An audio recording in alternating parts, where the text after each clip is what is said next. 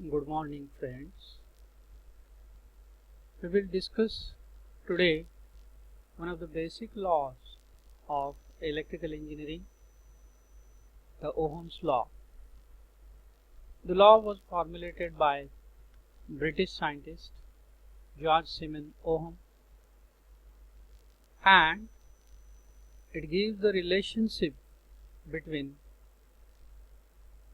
the potential difference or voltage and the current through a conductor.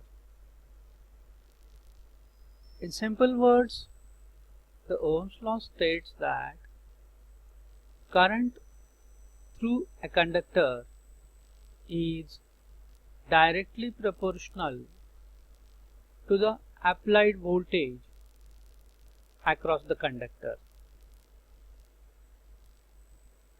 In the figure at the bottom right is shown a conductor connected to a battery through an ammeter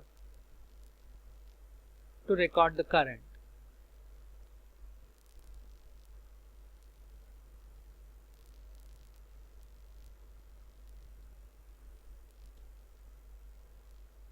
The quantities involved in Ohm's law are the potential difference or voltage V, which is measured in volts. It is denoted by letter E or V. Second quantity, the current, denoted by letter I and is measured in amperes. The proportionality constant between voltage and current is the property of the conductor and is called as the resistance of the material. Mathematically, the Ohm's law is expressed as V is equal to I into R, where V is the voltage or potential difference, I is the current, and R is the resistance of the conductor. The table shows different quantities, their units, and the abbreviation of the units used. See, the current is denoted by I symbol. Its unit is amperes and unit abbreviation A. Voltage denoted by E or V, measured in unit of volt, abbreviated as V. Resistance denoted by R, measured in unit of ohm and abbreviated as symbol omega. Now see the triangle shown below. Here in this triangle, half of the upper part of the triangle is V, whereas the lower part is divided into two parts. One is current I and other is resistance R. So what is to be understood from this triangle is that V, the applied voltage V, is equal to the current I multiplied by the resistance R. So upper half is equal to the product of two parts of the lower half of the triangle. So from above discussion, it is clear that if the current is to be directly proportional to the resistance, the voltage, then the resistance has to be constant regardless of the applied voltage. Once again, going to the triangle, there are three quantities involved. One is the voltage, other is the current, and third is the resistance.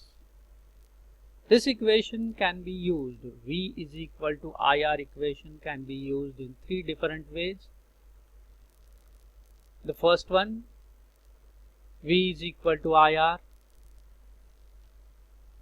The second, I is equal to V upon R. And third, R is equal to V upon I.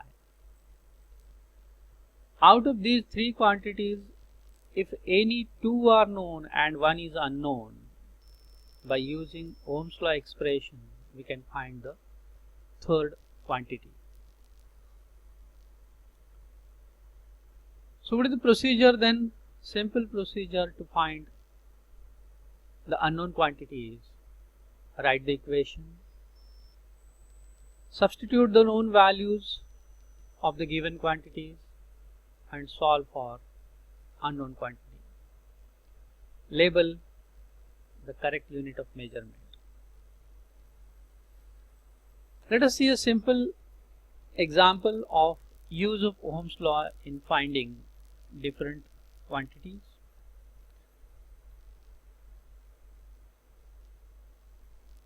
We have a battery and a lamp connected to the battery.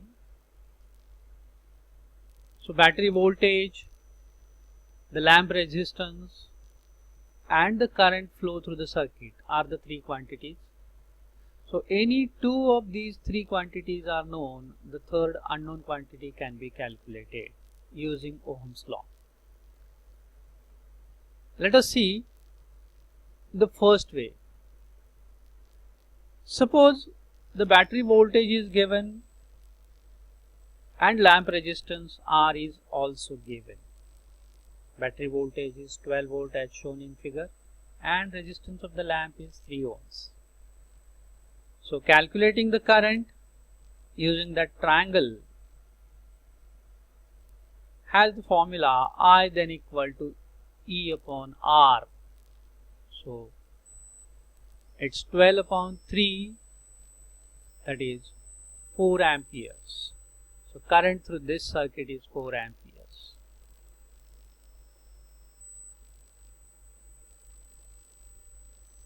If suppose in the second example, battery voltage and the current is given, then resistance of lamp can be found out using Ohm's law.